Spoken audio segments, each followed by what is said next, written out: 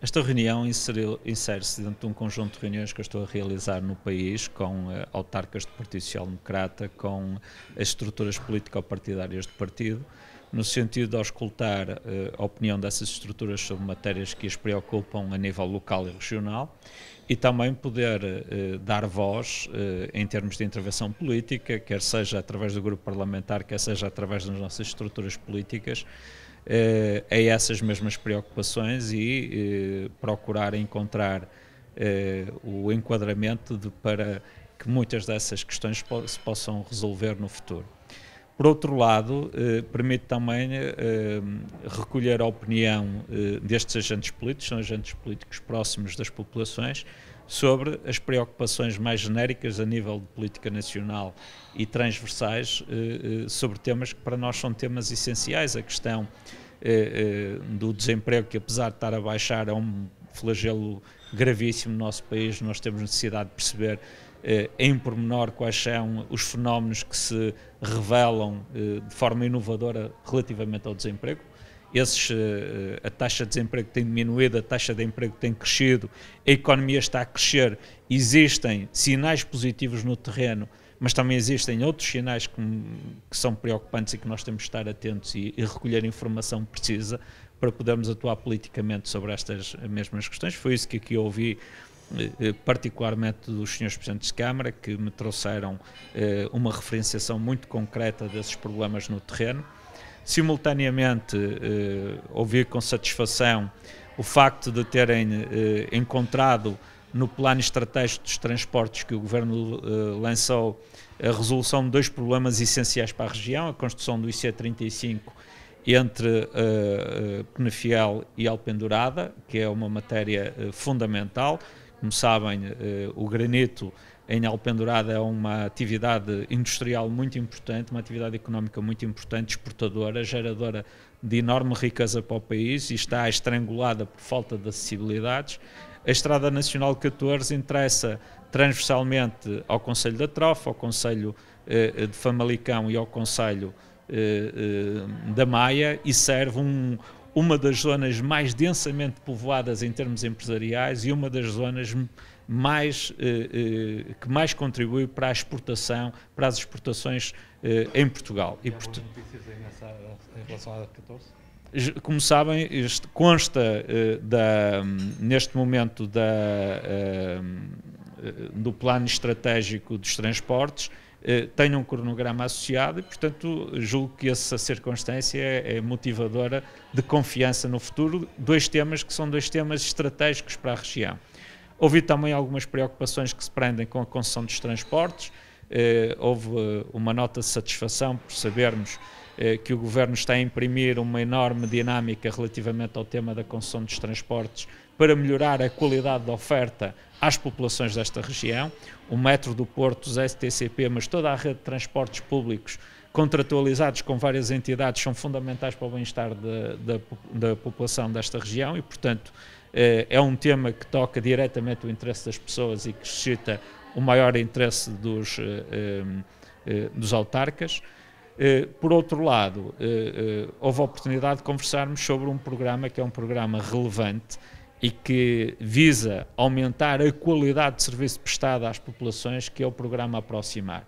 É um programa que procura criar balcões únicos multisserviços de resposta às populações e que simultaneamente está a ser desenvolvido não só pelos serviços centrais e ministeriais, mas também pelas autarquias locais. E, portanto, são preocupações, mas também sinais positivos, são o desenvolvimento de iniciativas concretas no terreno, que me leva a dizer que hoje o Governo está mais sensível ao que se passa no território, depois de ter estado 3 anos tão preso a questões macroeconómicas, a disputar todos os dias espaço à Troika, a combater todos os dias um conjunto de dificuldades estratégicas e estruturais do país. Hoje o Governo começa a ter uma agenda mais virada para o interior do país, mais virada para o território e isso para mim é um sinal de satisfação e um sinal de evolução da situação política nacional. Deixa-me só perguntar-lhe em relação ao BES. A oposição tem dito que o PST está a tomar conta do banco. fez uma OPA sobre o BES. Que comentário é que lhe merece? Eu julgo que todos os portugueses, por aquilo que é público, têm perfeita consciência que existe uma completa separação entre aquela que é a atividade do Banco de Portugal e a sua função de regulação e qualquer intervenção política, muito menos de natureza partidária. Faz parte, digamos, de uma certa postura da oposição tentar lançar essas polémicas, mas todas as pessoas percebem que as pessoas que foram escolhidas, essas opções decorreram, acima de tudo, da escolha dos acionistas, da escolha da autorização do Banco de Portugal e dos seus currículos que falam por si. Mesmo a escolha do Dr. Paulo Mota Pinto para chairman do banco, portanto não é o presidente executivo, mas é o chairman. Eu julgo que o professor Paulo Mota Pinto irá exercer uma função de jurista altamente capacitado. É professor universitário, é um dos constitucionalistas mais brilhantes da sua geração, foi juiz do Tribunal Constitucional, tem uma carreira que fala por si, portanto, seguramente que qualquer escolha que tenha sido alvo não teve absolutamente nada a ver com qualquer tipo de ligação política. E julgo que todos os portugueses têm a perfeita noção disso. Deixa-me voltar ao princípio e a esta reunião ainda. Esta reunião com os autárquicos do PSD aqui no distrito do Porto pode ser vista como uma espécie de pré-aquecimento já para a campanha para as eleições do próximo ano? Não, é uma agenda de trabalho que eu tenho no país todo. Estive agora aqui, estarei na próxima semana em Viseu, já estive no Algarve, já estive em Viana do Castelo. Tenho percorrido o país de uma forma geral em busca de ouvir a opinião dos nossos autarcas e dos nossos agentes político-partidários no terreno. Eu julgo que isto tem a ver com uma agenda de proximidade que o PSD está a desenvolver de há um ano a esta parte, no dia-a-dia, com as suas estruturas políticas. Como eu disse, o Governo até aqui, aquilo que eu presinto e aquilo que eu percepciono é que o Governo até aqui esteve muito preso a questões macro e muito virado para a relação externa, nomeadamente com o FMI, com a Comissão Europeia, com o Banco Central Europeu.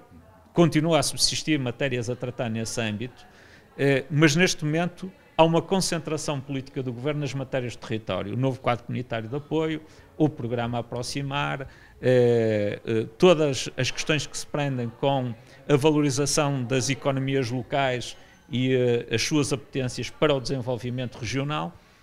É esta nova agenda virada para o território, esta nova agenda virada para o concreto da vida das pessoas que eu constato que o Governo adotou de alguns meses a esta parte e que está a sobrepor à velha agenda macroeconómica e à velha agenda dos temas internacionais. E aquelas informações que têm recebido podem se materializar em políticas no futuro?